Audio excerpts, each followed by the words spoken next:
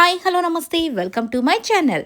చిన్ని సీరియల్లో నిజంగానే ట్విస్ట్ అదిరిపోయింది కదా. ఇప్పటి వరకు మధు చిన్ని ఇద్దరు ఒక్కరేనన్న విషయం ఎలా తెలుస్తుందో అనుకుంటే ట్విస్ట్ అదిరిపోయిందండి. ఎవరూ చెప్పకుండానే మహీకైతే మధువే చిన్ని అని తెలిసిపోయింది. ఇది ఎలా జరిగిందో, అసలు ఏం జరిగిందో, మరి ఇప్పుడు చిన్ని పరిస్థితి ఏంటో, ఇవన్నీ ఏం జరిగాయో చూడాలంటే ఈరోజు అసలు ఈ ఎపిసోడ్లో ఏం జరిగిందో తెలియాలి కదా. అందుకే ఈరోజు ఎపిసోడ్లో ఏం జరిగిందో చూసేద్దాం రండి. ఇక మహి అయితే చిన్ని వాళ్ళ అమ్మా నాన్న ఇద్దరికి ఫోన్ చేసి మీరు ఇక్కడికి త్వరగా బయలుదేరి రండి అని చెప్పగానే ఇక వాళ్ళకైతే కంగారు మొదలవుతుంది. ఏంటి బాబు అక్కడంతా బాగానే ఉందా, మా చిన్ని బాగానే ఉంది కదా అని చెప్పి కంగారు పడుతూ అడుగుతారు. అదేం లేదా అంటే ఎందుకు మీరు ప్రతిదానికి కంగారు పడుతున్నారు, చిన్నీకి ఏమవుతుంది, ఈ రోజుతో చిన్నీకి ఇక ఏ భయము ఉండదు. ఇప్పటి వరకు చిన్నీని నేను ఎలా ఒకలాగా చూశాను కదా, ఫ్రెండ్ లాగా. ఇక నుంచి నేను చూడబోయే యాంగిల్ చూస్తుంటే మీరే చాలా సంతోషపడతారు. అసలు చిన్నీకి మంచి రోజులు వచ్చేసాయి అనుకోండి. ఇక చిన్నీ అయితే చాలా మార్పు అయితే చెందబోతుంది. మా జీవితాల్లో ఇది ఒక కొత్త మలుపులాగా తిరగబోతుంది. ఇక ఈ వ్యాలంటైన్స్ డేని మేము చాలా సంతోషంగా జరుపుకుంటాము అందరు ఫ్యామిలీ మెంబర్స్ ముందు. కాబట్టి మా పేరెంట్స్ ఉన్నారు కాబట్టి మధు పేరెంట్స్ కూడా ఉంటే బాగుండు అని చెప్పి పిలుస్తున్నానని చెప్పగానే ఓహో ఇది వ్యాలంటైన్స్ డేకి సంబంధించి అంతేకాని ఇంకేం కాదు కదా అని వాళ్ళు ఓకే సంతోషపడుతూ ఓకే బాబు వచ్చేస్తాము ఖచ్చితంగాను, మీ సంతోషంలో మేము కూడా పాలు పంపులు పొందుకోవాలి కదా, అయినా మా చిన్ని బాగుందా, మా చిన్ని ఏం అంటే సంతోషంగానే ఉంది కదా అని చెప్పి మళ్ళీ అడుగుతుంది. ఇక దాంతో అదేంటి అంటే ప్రతిసారి మీరు ఇంత కంగారు పడుతూ చిన్నికి ఏమైపోతుందని, ఎందుకు తను బాగుండదు, అందరూ అమ్మాయిలాగే వ్యాలంటైన్స్ డే తన భర్త ఇంత గ్రాండ్గా సెలబ్రేట్ చేసుకుంటున్నారంటే ఏ అమ్మాయినా సంతోషంగా ఉంటుంది కదా, అలాగే మధు కూడా సంతోషంగానే ఉంది అని చెప్పి చెప్తాడనమాట. సరే అని చెప్పేసి ఓకే బాబు మేము వచ్చేస్తామని పెట్టేస్తారు వాళ్ళు. ఇక మహికైతే ఏంటి ప్రతిసారి ఇంత కంగారు పడుతున్నారు అని చెప్పేసి ఆలోచిస్తున్న టైం మధు వస్తుంది. ఏంటి మధు మీ అమ్మ నాన్నకి ఏమన్నా ప్రాబ్లమ్స్ ఉన్నాయా అంటే అదేంటి అలా అడిగా అంటే లేదు ప్రతిసారి కూడా మధు ఎలా ఉంది, మధుకి ఏమైనా జరిగిందా, లేకపోతే మధు బాధపడుతుందా, లేకపోతే మధు ఎక్కడుంది, ఇట్లాగా కొన్ని క్వశ్చన్స్ కొంచెం విచిత్రంగా అడుగుతూ ఉంటే ప్రతిసారి నాకు కొంచెము డౌట్ వేస్తుంది. నువ్వు నా దగ్గర ఏమైనా దాస్తున్నావా అని చెప్పి మళ్ళీ అడుగుతాడనమాట. నేనా ఏమీ లేదు అంటే మరి ఎందుకైతే ఆంటీ అంత కంగారు పడుతున్నారు, ఏదో దాస్తున్నట్టు, ఏదో నిజం బయటపడిపోతే ఏంటి పరిస్థితి అన్నట్టుగా ఆంటీ ప్రతిసారి ఇంత కంగారు పడుతుండేసరికి నాకు కొద్దిగా అనుమానం వచ్చింది. నిజం చెప్పు మధు నువ్వు నా దగ్గర ఏమీ దాచట్లేదు కదా అంటే లేదు లేదు మహి నేనేమీ దాచట్లేదు అని చెప్పి అంటుందనమాట. సరే అయితే ఓకే ఇక అంతా ఏర్పాట్లు సిద్ధమయ్యాయి, ఈరోజు వ్యాలంటైన్స్ డేకి నువ్వు చక్కగా రెడీ అయిపోయి రా అని చెప్పేసి వెళ్ళిపోతాడు. ఇక దాంతో చిన్ని అయితే అయ్యో ఏంటో మహీకి నేను ప్రతిసారి నేనే చిన్నీనని చెప్దామన్న ప్రతిసారి ఏదో ఒక ఆటంకం వస్తూనే ఉంది, నాకేంటో ధైర్యం సరిపోవట్లేదు. ఇప్పుడు మా అమ్మే వాళ్ళ అమ్మని చంపింది అన్న నిజాన్ని అంటే మా అమ్మ చంపలేదు అనే నిజాన్ని బయట పెట్టిన తర్వాత నేనే చిన్నీని అని చెప్తే బాగుండని నేను అనుకుంటుంటే ఇక్కడేమో పరిస్థితులన్నీ మారిపోయి తనైతే మధుని ఇంకా ఎక్కువ ఇష్టపడడం స్టార్ట్ చేశాడు. ఇప్పుడు మధు చిన్ని ఇద్దరూ ఒక్కరే అన్న విషయం తెలిస్తే ఏమైపోతాడో ఏంటో, ఈ ఆటంకాలన్నీ ఎలా తీరుతాయని చెప్పేసి టెన్షన్ పడుతూ ఉంటుంది. ఇక మొత్తానికి ఆ యొక్క హార్ట్ సింబలు వాటన్నిటితో రోజ్ ఫ్లవర్స్ వీటన్నిటితో చాలా మంచి డెకరేషన్ అయితే చేసేసి ఉంటారనమాట. ఇక నాగవల్లి అలాగే దేవ ఇద్దరు కూడా ఆ యొక్క డెకరేషన్ చూసి వావ్ సూపర్గా డెకరేట్ చేశాడు వీడు అన్నట్టుగా చూస్తున్న టైంకి ఇక మధు వాళ్ళ అమ్మ నాన్న ఆటోలో దిగుతారు.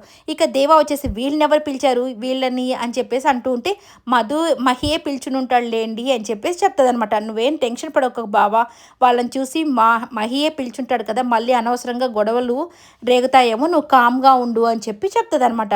సరే అని చెప్పగానే నమస్కారం బావగారు, మధు వాళ్ళు ఎక్కడున్నారు అని చెప్పేసి అంటూ ఉండి మాట్లాడుతూ ఉంటారనమాట. మాట్లాడుతుండగానే మధు వాళ్ళు ఎలా ఉన్నారని కానీ ఇక వాళ్ళ పెద్ద వదిన ఉంటుంది కదా, ఆమె చాలా మంచిదనమాట. ఇక ఆవిడ వచ్చేసి బాగున్నారు వదిన గారు వాళ్ళిద్దరూ అని చెప్పగానే ఇక ఉన్నారు కదా శ్రేయ వాళ్ళ అమ్మ వాళ్ళిద్దరు వచ్చేసి ఎందుకు బాగుండదు, అది కూరగాయలు అమ్ముకునే వాళ్ళ కుటుంబంలో ఉన్నటువంటి అమ్మాయి తీసుకొచ్చి మినిస్టర్ గారి కోడలైపోతే ఎందుకు బాగుండదు అని చెప్పేసి సూటిపోటి మాటల్లాగా అంటూ ఉంటారు. ఇక వీళ్ళిద్దరు పాపం కొద్దిగా బాధపడుతూ ఉండగానే ఇక వాళ్ళ పెద్ద తోడికోడలు వచ్చేసి, "అదేంటి శ్రేయ అలా అంటున్నారు? ఎవరు ఎవరి కోడలవ్వాలి? ఎవరు ఎవరి కూతురవ్వాలి? ఇలాగ అన్నీ పైవాడే రాసిపెట్టుంటాడు. ఇది మనం అనుకుంటే జరిగేది కాదు. అయినా ఇప్పుడు అవన్నీ మాటలెందుకు" అని అంటూ ఉంటాడనమాట. అదేంటి అలా అంటున్నారు? ఇక వీళ్ళేమన్నా కావాలనే కదా మా బావని వల్లో యేసుకొని మరీ చేసుకున్నారు అన్నట్టుగా కొద్దిగా మాటలైతే అంటూ ఉంటారు. ఇక సరేలే ఇవన్నీ పక్కన పెట్టేసి ఎందుకు నాగవల్లి వచ్చేసి సీరియస్‌గా చూస్తుంది. "మీరు నోరు మూసుకొని ఉండండి. ఊరికే గొడవలు రేపకండి" అన్నట్టుగా శ్రేయ వాళ్ళ అమ్మకి సైగ చేస్తుంది. ఇక వాళ్ళు కూడా సరే కామ్‌గా అయిపోతారు. ఇక మధు వాళ్ళ అమ్మ వచ్చేసి, "మధు ఎక్కడుందండి?" అని చెప్పి అడగగానే, "అదిగో మధువా" అని చెప్పి చూడగానే మధు, మహి ఇద్దరు కూడా పైనుంచి దిగి వస్తూ ఉంటారనమాట. చక్కగా రెడీ అయిపోయి రెడ్ శారీలో మధు, అలాగే రెడ్ డ్రెస్‌లో మన మహి అయితే. ఇక వీళ్ళిద్దరిని చూడగానే కనుల పండగలాగా ప్రతి ఒక్కరు చాలా సంతోషపడుతూ ఉంటారనమాట. ఇక సంతోషపడుతూ వచ్చి ఆ మిడిల్‌లో నిలబడి ఇక మధు అయితే అలా చూస్తూ ఉంటుంది మహిని. ఇక మహి అయితే స్టార్ట్ చేస్తాడు. "మధు నిజంగా నాకు నా లైఫ్‌లోకి నువ్వు రావడం చాలా సంతోషకరంగా ఉంది.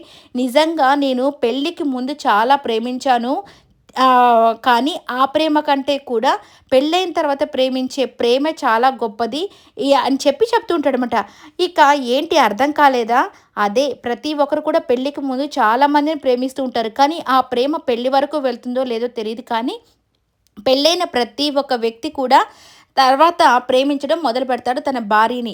ఆ ప్రేమ మాత్రం ఎప్పుడూ శాశ్వతంగానే ఉంటుంది కదా! అలాగే నా ప్రేమ కూడా ఇప్పుడు నీ మీద శాశ్వతంగా ఉంటది. ఇక నిన్ను నన్ను ఎవ్వరూ విడదీయలేరు.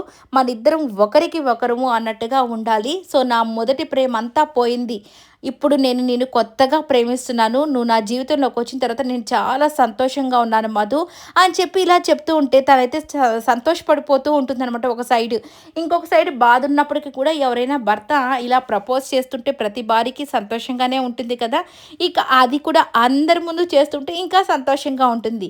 ఇక తను చెప్తూ ఉంటాడు, "నేను ఇది నలుగురు అంటే 4 గోడల మధ్య మనకు సంబంధించిన ప్రేమని వ్యక్తం చేయొచ్చు. కానీ నేను అందరి ముందు నా ప్రేమని నీకు చెప్పాలని అనుకుంటున్నాను. అందుకే అందరిని ఇక్కడ పిలిచాను. అందరిని ఇక్కడ నిలబెట్టాను. ఇక నా ప్రేమని నీకొక్కదానికే కాదు అందరికీ చూపించాలనుకుంటున్నాను. నేను నిన్ను ఎంత ప్రేమిస్తున్నాను అనేది" అని చెప్పేసి ఇవన్నీ చెప్తుంటాడు. ఇక నాగవల్లి, దేవ అంతా కోపంగా చూస్తుంటాడు. ఏంట్రా మాకీ నస అన్నట్టుగా. ఎప్పుడు బయటపడతదా? ఎలా బయటపడతదా? అని చెప్పేసి అందరూ ఎదురు చూస్తూ ఉన్నారు. ఇక మధు వాళ్ళ అమ్మా, నాన్న ఇద్దరు కూడా చాలా సంతోషంగా ఉంటారనమాట వీళ్ళిద్దరిని చూసి. నా కూతురు జీవితం చాలా బాగుంది కదా అని. ఇక తనైతే కిందకి వంగి, "ఐ లవ్ యూ మధు. నిజంగా నేనైతే నిన్ను ఎంతగా ప్రేమిస్తున్నా అంటే నా జీవితంలో నేను నిన్ను ఎప్పుడూ ఇంకా వదిలిపెట్టను. నా జీవితంలో నేను చచ్చేంత వరకు కూడా నువ్వు నా జీవితంలోనే ఉంటావు. సో, నిన్ను భారీగా నేను అంగీకరిస్తున్నాను. ఇక నా జీవితాంతం నేను నిన్ను ప్రేమిస్తూనే ఉంటాను" అని చెప్పేసి ఇవన్నీ ప్రమాణాలు చేసి దాని తర్వాత కింద రోస్ ఉంటే ఆ రోస్ తీసుకొని తనకు ఇవ్వబోతుంటాడనమాట. ఇక తను సంతోషంతో కళ్ళ నిండా సంతోషంతో ఆ పువ్వు తీసుకోబోయే టైంకి వెనక్కనేస్తాడు. ఇక అందరూ ఆశ్చర్యపోతారనమాట. ఏంటి పువ్వు ఇస్తున్నట్టే ఇచ్చి వెనక్కి తీసేస్తాడు అని చెప్పేసి అందరూ అలా చూస్తూ ఉండగానే ఇక మహి అయితే ఆ పువ్వు తీసుకొని పైకి లేసి, "ఇదే కదా నువ్వు నా నుంచి ఎక్స్‌పెక్ట్ చేసింది చిన్ని" అనగానే ఇక చూసుకోండి షాక్ అయిపోతారు ప్రతి ఒక్కరు. ఏంటి చిన్ని అంటున్నాడు మధుని పట్టుకొనని. ఇక ఏంటి చిన్ని నిజమే కదా! నువ్వే కదా చిన్నివి అని చెప్పగానే ఇక అందరూ ఇక షాక్ మీద షాక్ అయిపోతారనమాట. ఇక నాగవల్లి అలాగే దేవ మాత్రం నవ్వుకుంటూ ఉంటారు. ఇక మహి అయితే, "ఏంటి చిన్ని నీ నా నుంచి ఈ నిజాన్ని దాచిపెట్టి ఎన్ని రోజులని దాక్కుందాం అనుకున్నావు? నాకు ఈ నిజం తెలిసిపోయింది. మధుగా నాకు ఏమీ తెలియనట్టు పరిచయం అయ్యి నువ్వు కావాలనే కదా నన్ను ఇంత మోసం చేశావు. మా అమ్మ చంపిందని తెలిసి కూడా నువ్వు ఇలాంటి మోసం చేశావంటే నిజంగా నీలాంటి దాన్ని నేను ఏమనాలి" అని చెప్పగానే, "అది కాదు మహి" అని చెప్పి అంటూ ఉండగానే చిన్ని, "నువ్వు ఆపేయి, ఇంకేమీ చెప్పొద్దు, మాట్లాడొద్దు.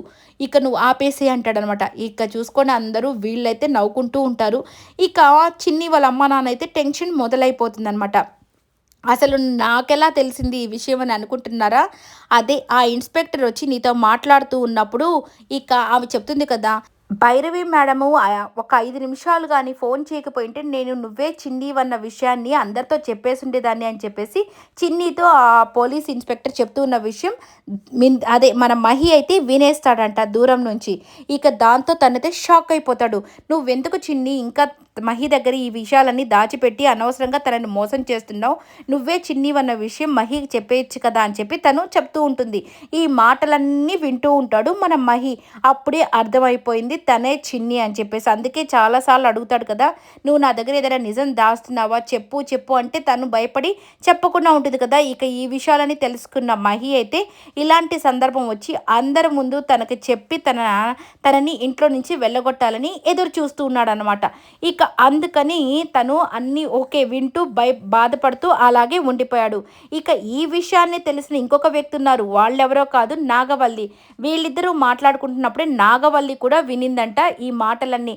అంటే మహికి అన్ని విషయాలు తెలిసిపోతున్నాయి, మహి వింటున్నాడన్న విషయం ఈమె కూడా తెలిసి ఈమె ప్లాన్స్ అన్నిటిని కూడా క్యాన్సిల్ చేసుకుంటుంది. అది నిన్న లోహితతో నువ్వేం చేయొద్దు నేను చూసుకుంటానని చెప్పింది కదా, ఎందుకంటే ఇదనమాట ఆల్రెడీ తను చెప్పాలనుకున్న విషయాలన్నీ కూడా తనంతట తానే తెలుసుకున్నాడు కాబట్టి మహి ఇక మనం ఏం చేయాల్సిన అవసరం లేదు.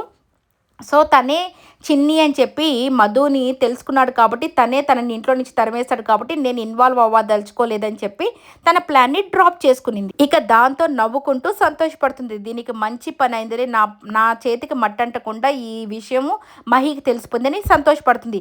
ఇక దేవా వచ్చేసి నా ప్లాన్ ఎక్కడ అటర్ ఫ్లాప్ అయిపోయిందని బాధపడ్డాను, కానీ నా ప్లాన్ ఇలా పనికొచ్చిందా అని చెప్పేసి ఈయన సంతోషపడుతున్నాడు అనమాట. ఇక మధు అయితే అది కాదు మహి, నా మాట విను అని చెప్పేసి చెప్తూ ఉండగానే నువ్వు ఏం మాట్లాడకు చిన్ని అని చెప్పేసి అంటూ ఉంటాడనమాట. ఇక చూడాలి అసలు ఏం జరగబోతుందో వీళ్ళిద్దరి జీవితంలో. ఇక మహి అయితే నాకు తెలిసినంత వరకు తననైతే ఇంట్లో నుంచి పంపించేస్తాడేమో. ఎందుకంటే ఆ కోపం కాస్త ఉంటుంది కదా మనసులో, ఎందుకంటే తల్లిని చంపింది అనే నింద తన మీద ఉంది కాబట్టి మహి మధుని ఇంట్లో నుంచి పంపించేసి ఇక కథని అలా స్టార్ట్ చేస్తారు. ఇక మధువే తన తల్లిని నిర్దోషిగా నిరూపించుకొని తన నిజాయితీని తను నిరూపించుకొని మళ్ళీ ఇంట్లోకి అడుగు పెట్టాలి. మధు చిన్ని ఇద్దరు ఒక్కరిగానే సంతోషంగానే మళ్ళీ మహి జీవితంలోకి రావాలి. అదే ఉండబోతుందేమోనని నాకైతే అనిపిస్తుంది. మరి మీకేమనిపిస్తుందో కామెంట్ అయితే చేసేసేయండి. నిజంగా ఈ వీడియో అంతా మీకు నచ్చినట్టయితే లైక్ చేయండి, షేర్ చేయండి, కామెంట్ చేయండి, సబ్స్క్రైబ్ చేసుకోవడం మాత్రం మర్చిపోకండి. Please subscribe my channel. కనీసం వసుధార ఈ యొక్క సీరియల్లో ఎంట్రీ ఇచ్చింది కాబట్టి ఇంకొన్ని రోజులు మాత్రం ఈ సీరియల్ సూపర్గానే నడుస్తుందండి. ఇక అంత త్వరగా అయితే అయిపోదు. చాలామంది ఇది కూడా అయిపోతుందేమో అని అనుకుంటున్నారు. బట్ చూద్దాం ఏం జరగబోతుందో. ఈ రోజుల్లో సీరియల్స్ ఎప్పుడు ఆపేస్తారో తెలీదు, ఎప్పుడు కంటిన్యూ చేస్తారో తెలియదు. కానీ ఇంత మంచి హీరోయిన్ వచ్చింది కాబట్టి ఖచ్చితంగా కంటిన్యూ చేస్తారని నేనైతే నమ్ముతున్నాను. చూద్దాం ఏం జరగబోతుంది.